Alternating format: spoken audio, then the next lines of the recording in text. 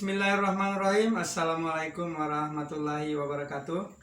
Dari kawasan Pelora Batu Baru, Ainyembir, ketemu lagi dengan saya Laul Lemha di sini di channel Ainyembir.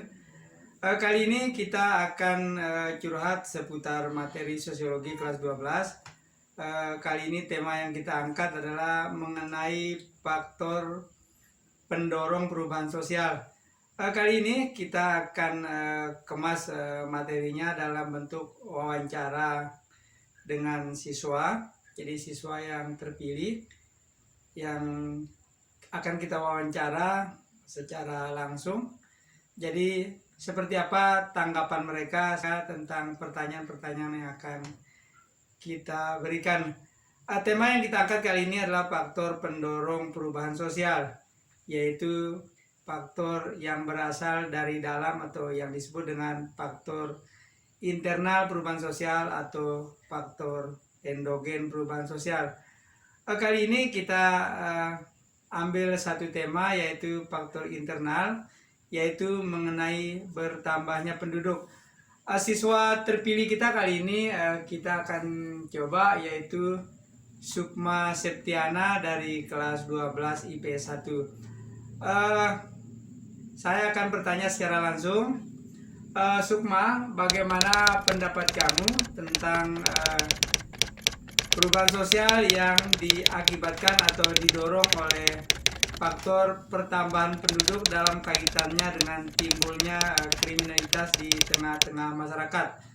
Bagaimana cara kamu mengomentari dan menjelaskan terkait hal tersebut? Silakan. Assalamualaikum warahmatullahi wabarakatuh. Perkenalkan, nama saya Sukma Septiana, kelas 12 IPS 1, mata pelajaran sosiologi.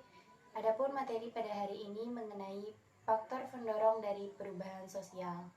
Faktor pendorong dari perubahan sosial itu sendiri dibagi menjadi dua, yaitu faktor internal atau faktor dari dalam dan faktor eksternal atau faktor dari luar. Pada kesempatan kali ini, saya akan menjelaskan materi mengenai faktor internal atau faktor dari dalam. Nah, bertambahnya penduduk pada suatu daerah dapat dikatakan dari bagian pada faktor internal atau faktor dari dalam masyarakat atau penduduk itu sendiri, yang dimana bertambahnya jumlah penduduk dapat meningkatkan kriminalitas atau kejahatan di tengah masyarakat. Nah, di sini akan timbul pertanyaan, mengapa bertambahnya jumlah penduduk dikaitkan atau mempengaruhi bertambahnya kriminalitas di tengah masyarakat? Bertambahnya jumlah penduduk pada suatu daerah dikarenakan adanya lapangan pekerjaan yang terbuka, luas, memadai, dan mampu menampung banyak orang, serta banyak alasan lainnya. Proses migrasi atau perpindahan penduduk dari daerah yang satu ke daerah yang lain maupun tempat yang satu ke tempat lainnya memiliki dampak positif maupun dampak negatif. Dampak positif diantaranya berkurangnya jumlah pengangguran pada suatu wilayah karena terjadinya migrasi untuk mencari pekerjaan. Adapun dampak negatifnya yaitu meningkatnya kriminalitas namun sulit untuk dituntas. Di sini akan terjadi pembeludakan masyarakat apabila tidak memenuhi kapasitas. Sebagian penduduk yang telah melakukan migrasi ke daerah lain tidak mendapatkan apa yang mereka tuju atau pekerjaan yang mereka inginkan. Karena pada saat ini jumlah penduduk lebih banyak daripada lapangan pekerjaan yang terbuka, sehingga harus melakukan seleksi atau pencarian orang yang lebih baik, lebih bekerja keras, kooperatif, dan berkinerja, sehingga sebagian besar yang tidak terpilih mengambil jalan pintas, yaitu melakukan tindakan kejahatan. Nah, kriminalitas atau kejahatan itu sendiri terdiri dari beberapa hal, contohnya pembunuhan, penganiayaan, pemerkosaan, pencurian, pembegalan, terorisme, dan lain sebagainya.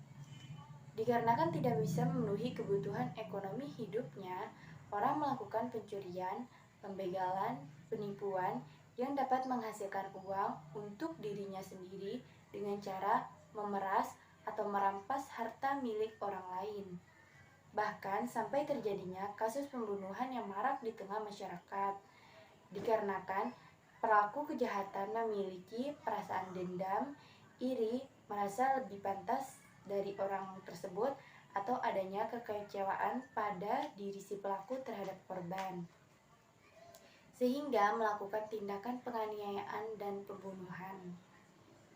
Mengapa tindakan kriminalitas tersebut sulit dituntas atau diatasi?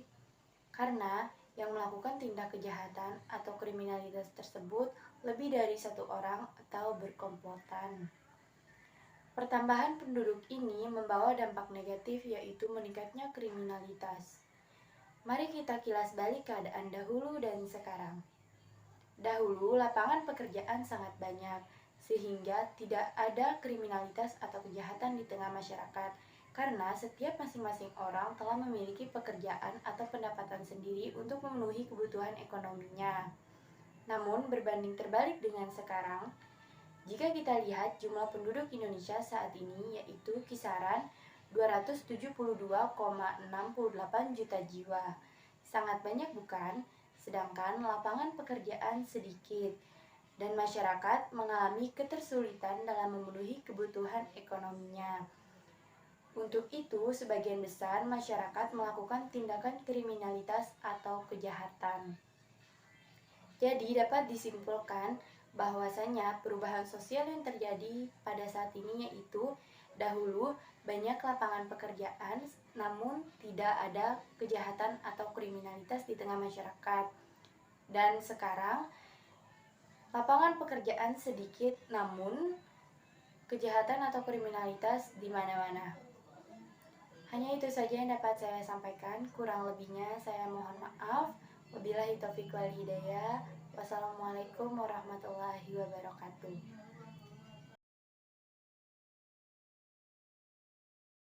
Sahabat sosiologi di seluruh Nusantara, demikianlah tadi proses wawancara saya terhadap siswa-siswa saya yang terpilih. Ini sebagai upaya untuk melatih siswa saya memiliki kepekaan dan kecerdasan sosial. Kemudian apa yang mereka lihat, apa yang mereka pikirkan, kemudian mampu mereka kemukakan secara lugas, akurat, dan struktur bahasanya yang baik. Semoga harapan-harapan ini sebagai upaya untuk melatih, membekali siswa memiliki kecerdasan dalam mengemukakan pendapat, dalam menyampaikan sesuatu apa yang menjadi pikiran mereka agar orang lain dapat mencermatinya. Dan ini tentu menjadi bekal yang baik dalam kelak mereka setelah hidup di masyarakat. Demikianlah, billahi taufiq wal hidayah. Wassalamualaikum warahmatullahi wabarakatuh.